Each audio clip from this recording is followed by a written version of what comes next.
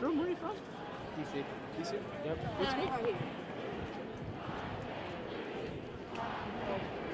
I'm gonna tell you.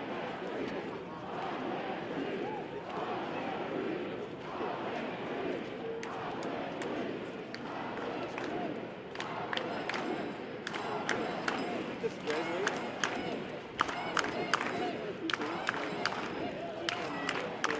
Really good. Yep.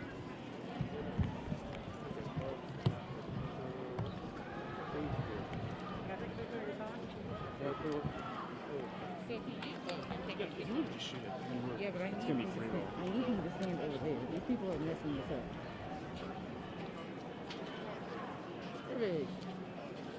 Jerome, John, nice to meet you again. Thanks for, I guess, the thing. Tell me, what high school did you go to? So you're from DC?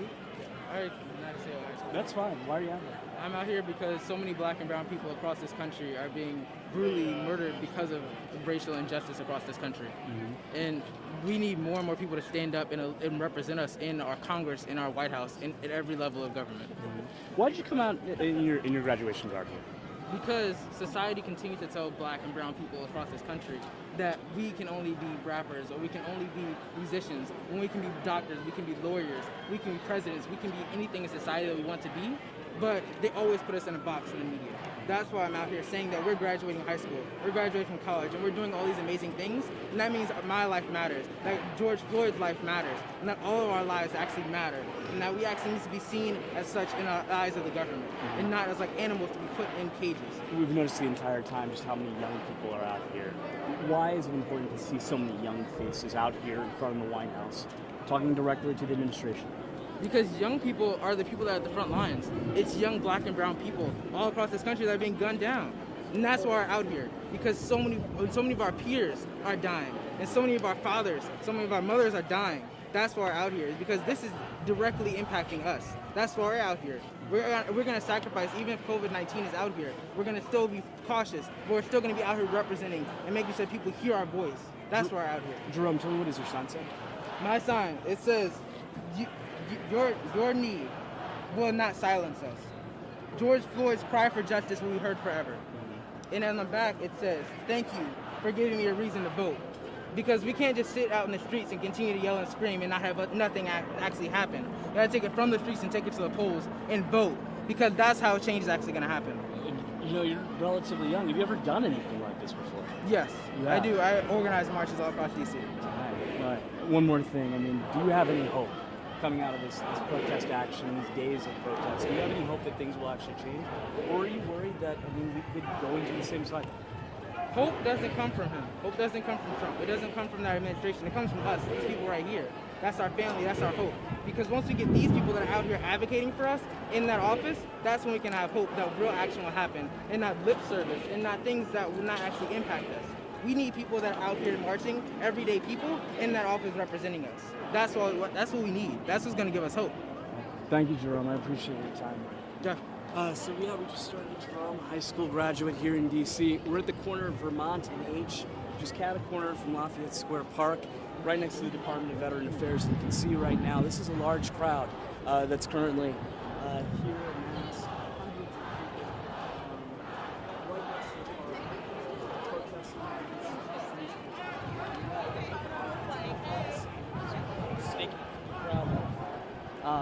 But there's that 8-foot high fence that was set up early this morning on the other side.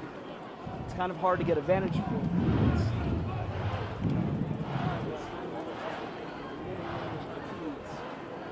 As well as the police. And the crowd has been amassing off the fence here, basically talking about what they've been talking about the last couple of days. They're tired of police brutality and what they call overaction by police, and the general feeling is once again peaceful. It's calm. A lot of people are praying. We don't have a repeat of what we saw yesterday here on this fence line when tear gas and pepper spray entered into the area. People running, scared for their life. Let me see if we can talk to some more people in. You guys, I'm sorry. Sorry. Why did you think it was important to be here? That's a very heavy question, you know? I mean, yesterday I spent the majority of the day just watching this unravel. And we're both DC residents and we've been to plenty of protests. But to see all this like this in DC, a city that we protest all the time, and what he did yesterday was uncalled for. Are you DC native? Yeah, we're both DC natives here. You got it right there. You just Yeah. Can you bring your wrist back up? You both have the District of Columbia and the course. flag We on were your born wrist. and raised here. Born and You know, we live in a place where we don't even have our full voting rights. So this is literally the most that we can do, really. You know? A lot of people are out here because of the topic of police brutality, but it sounds like to me you felt violated as a DC resident by the actions that were taken by the federal government. I mean, yeah, look at all this. This is federal, property, you know? Where can I step where I won't be pushed back to, the next day or the day after? You know, all this is government property. We're not considered a state nor a city, and I know this is all about police brutality. And, our father, Salvador, and we've experienced events with him, just being DC residents growing up. And it's horrible, and it's just I don't know, I'm lost for words, really. Yeah. I mean, are you worried though? I mean, the curfew didn't even hit last night. Yeah. People were running, and yet you're still out here. Do you have any fear in the back of your head that something like that could happen again? I mean, yeah, of course. My biggest fear, I'm here with my little brother, you know. But to just, I don't know. I couldn't sit at home and just watch it all. It's very it's just I don't want to look back in 20 years and be yeah, I know I cared, but was I really there? I was I don't know, bro. I know if you don't want to give me your name, I got it. But how old are you? I'm 19. You're 19. Yeah, I'm 19. You know, all I don't know. Everybody needs waters. Guys, everybody hydrated. Just had. Thank you for giving us your time. Yeah, of course. And is there anything you want to say? I mean, another native Washingtonian, you're out here right next to Lafayette Square after days of protesting, decided to come out. Why? It's the same thing. It's scary out here. And yesterday we saw how Trump took action in getting this fucking photo around the city. Just so he can hold up a Bible. But for what? What did he show? Why did he use this like a minute right now? Why did he do it?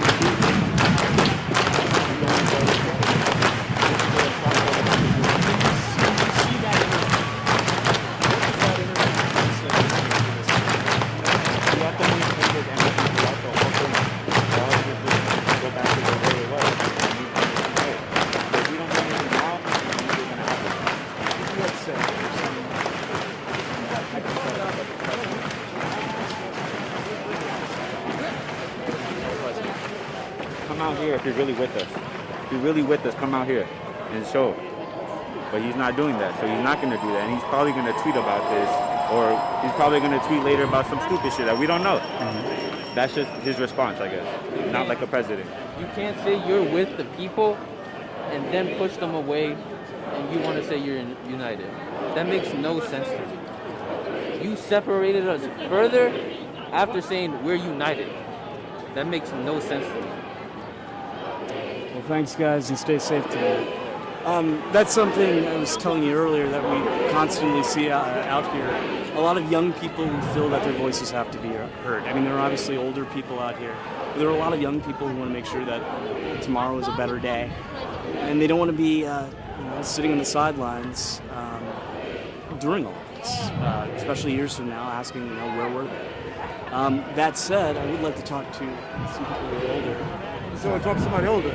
Yeah. Regarding? Just about being out here. Oh, can I yeah, ask, we're can I just ask you looking why at- you were here? Well, we're looking at a part of history right now, and we're just participating. So the kids are out here actually. All this things peaceful. You're out here with your entire family. Yes, my wife, my sister, my wife, my son, my nieces. Yes. If you don't mind me asking, where you're from? Actually, we're from Florida. Actually, my niece graduated from high school, so we had a big at-home graduation. Your niece just graduated from high school. You're not even from this area, and you decided you had to come out. That's right. Why?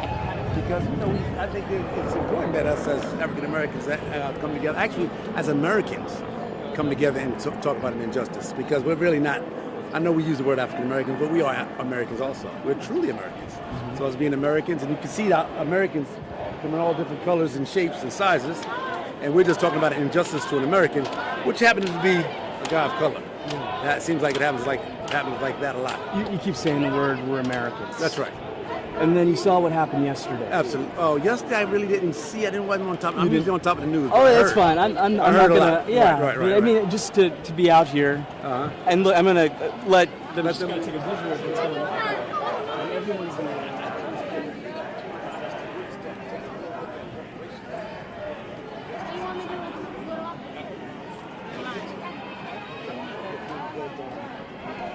Capitalist society, maybe we may want to look at a financial deal, like $20 million for every African American born from today back. So what's today? Today is June 2nd. So from June 2nd back, every African American, no matter what the age is, even if they're in jail, they're entitled to $20 million. I think that would change laws and change the way people see us as a people. Well, that's something I'm gonna ask you here, as a black man. That's right. I'm gonna put you on the spot No, here. it's okay. How old are you? I've been this way for a little while, probably about 55 years. Okay, 31. 31. Tell me, how old are you? 55. Okay, you just said 55. that. You're 55. Yes. 55 years as a black man. That's a lot right. of people have argued that they haven't seen the change that they want.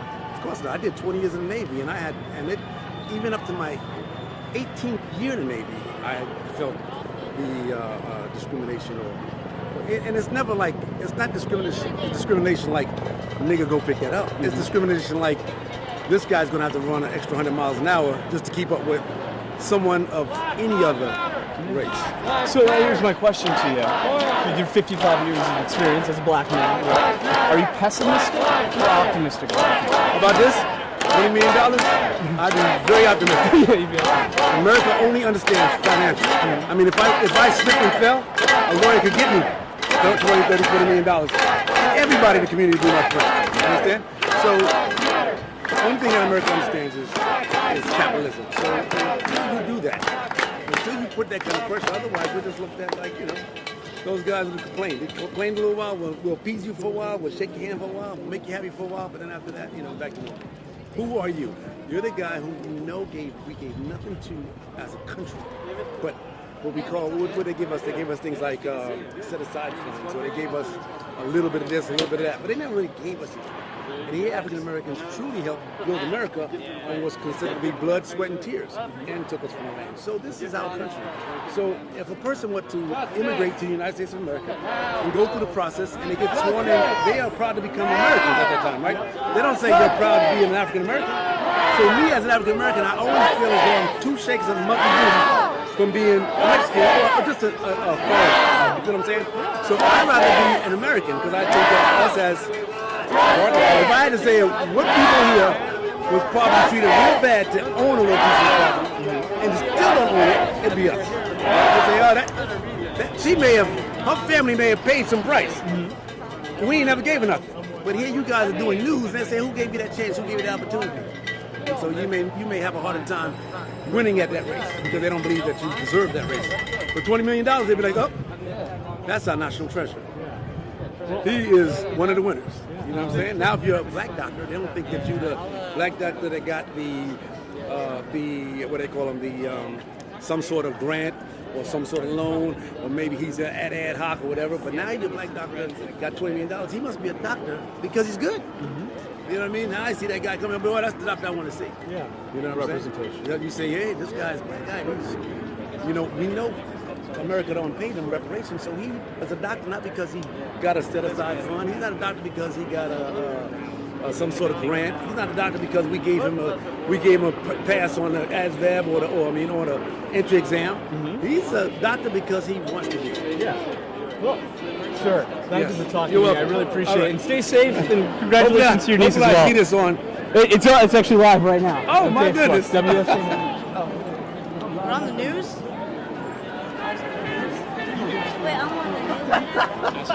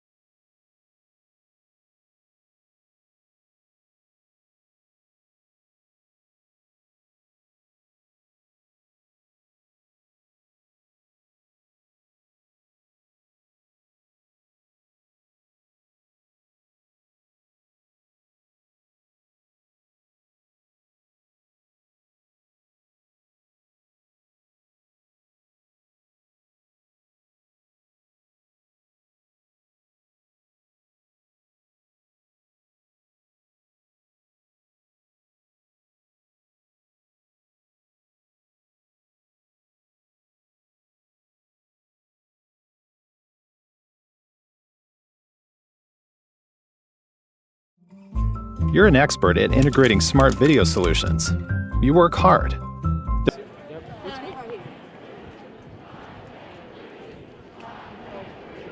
gonna type.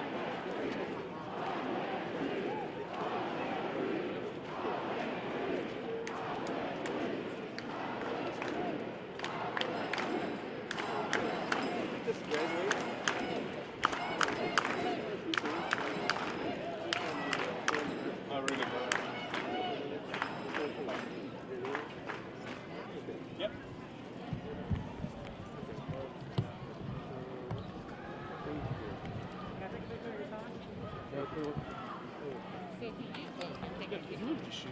Yeah, but I need him to stand. I need him to stand over there. These people are messing this up. Perfect. Jerome, John, nice to meet you again. Thanks for, I guess, the thing. Tell me, what high school did you go to? So you're from DC? All right, United States.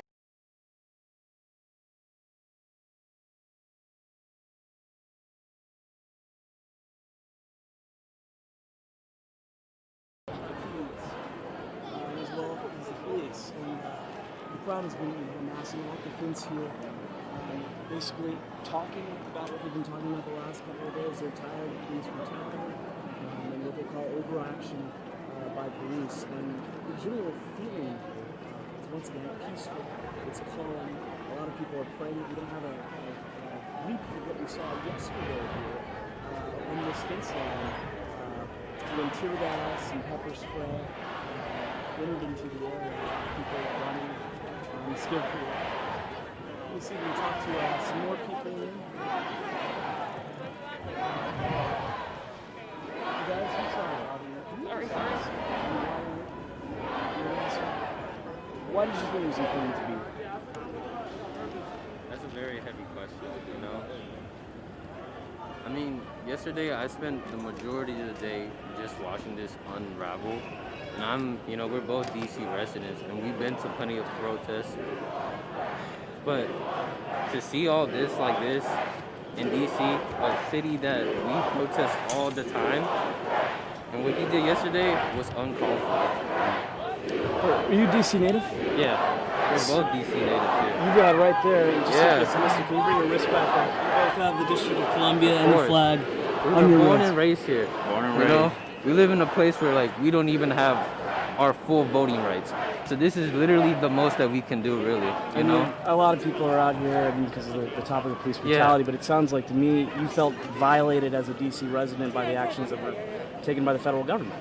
I mean, yeah, look at all this. This is federal, property, you know? Where can I step where I won't be pushed back to, the next day or the day after? You know, all this is government property. We're not considered a state nor a city, and I know this is all about police brutality. And, our father, Salvador, and we've experienced events with him, just being DC residents.